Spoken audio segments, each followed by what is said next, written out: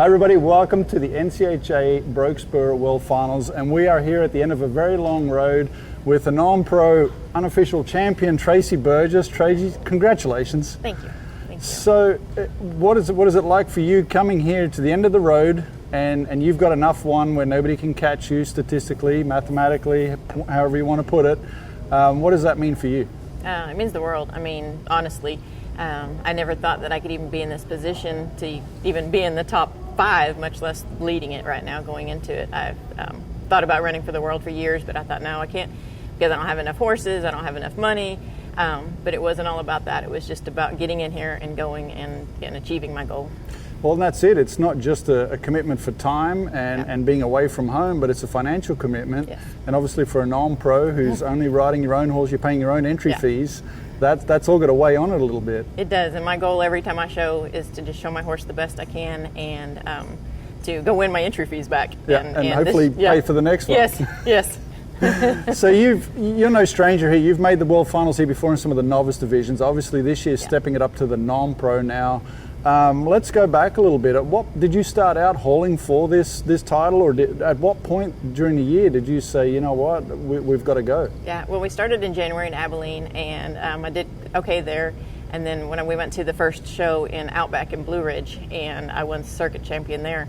And then I guess in February, Heather, my best friend, she tells me, she goes, so you know you have a lead going into the non-pro. I think, close to 5,000. And she goes, are you going to run? And so I looked over at John and I asked him, I said, what do you think? And he said, well, this is the only year you're going to probably be able to do this with us being away from home. So let's give it a try. Yeah.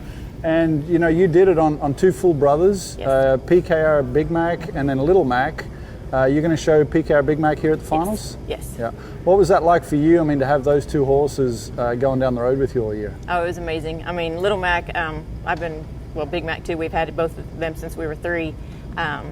I owned Big Mac when he was 3 until he was 12, and then our granddaughter owns him now. But it was amazing because they're 2 totally different horses, totally different styles, but they both have my heart. And that's a great point right there, that those horses are very different. Did you have specific cuttings in mind for each? Was one better suited to a certain situation that you thought, you know what, I'm going to target this show with this horse? Yes. Yeah, well, I started out the year with Little Mac, and I think he took me through probably the first 6 months, just himself, and then we decided to go ahead and start with Big Mac too, because Little was getting tired of some of the smaller pins are harder for him. He's better in a big pin where he has split second to think, and then Little Mac, Big Mac, he's just quick. He doesn't care. He's going to give me his all every time. Yeah, and that's one thing, you have to be able to adjust on the fly and make those those changes throughout the program. And I think that's what makes this so fun is, showing it's not just coming to one arena, winning one event. I mean, it's all types of situations, all types of cattle, all types of ground, and stalls and facilities and everything else that goes around it. Yep. Yeah, for sure. What are some of the places that you showed at this year where maybe you've never been before, or that you didn't intend to ever show at, but you ended up there this year because of hauling? Yeah, so we ended up going, first one was Ignacio, Colorado, and John couldn't go with me to that show, so Heather and James Todd, they loaded me up and took me and supported me the whole time there, and it ended up being a really good show. And then after that we went to Colorado again to the Montrose show. But yeah. What was that like for you being on the road without John? I mean, you guys are always together. Yeah, it was very out of my comfort zone, but I just told him, okay, John would want me to be strong and he would want me to do this, and he told me just go give it my all, and so that's what we did. Yeah, that's great to have it that way. Obviously, throughout the year, there's a lot of success, obviously, that goes into winning a world championship, but there's got to be some downtimes too. Can you talk about maybe there was a period of time where things maybe weren't rolling your way, or things weren't going as to plan, and what did you do to kind of get yourself back on track? Yeah, so like back in September, I hurt my back, and it was really hard for me to show because it hurt so bad, but I wasn't going to give up. A couple days of tears and stuff, and of course I had best friends and help that would tell me, no, you're fine, you can do this, and same with John. So I told John after a few runs, Big Mac, he's so big and he's so strong and quick that he was hurting my back. So I just told him, I need to step off to Little Mac for a little while. He'll protect me, and he did. He got me back to feeling better and got my confidence back. And so. Well, it truly is an endurance race. Yes. Yeah. So coming here to the World Finals, we're here in the Watt Arena. What does that mean for you now? This is officially the end of the road.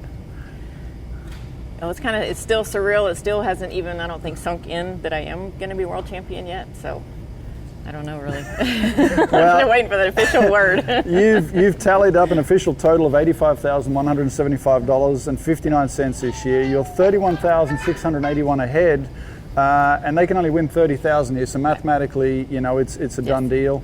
We've got a new format this year with the teams format. Yes. Talk about that a little bit. What does that mean for you? That's very cool. I have, you know, when Elizabeth was talking about it earlier in the year, thought it was a really neat idea, especially that they've got the sponsors involved, and then they've got the charities that we're going to be donating to.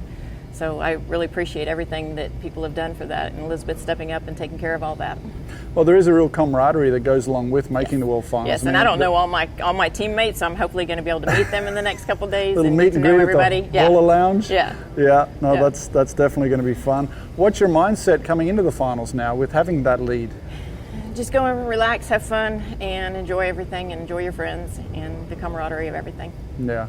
Well, it's the fruition of a hard year down the road. Yes.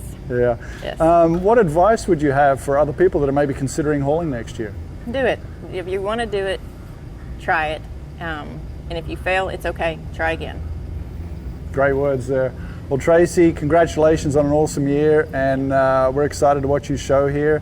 I know it's going to be a fun week for you guys, and we're looking forward to it, and can't wait to see the last run on the last night and see everybody cheering and having a great time here. So come on down to the NCHA World Finals, sponsored by Spur Ranch this year, here in the Watt Arena in Fort Worth, and come cheer these guys on. Thank you very much. Thank you.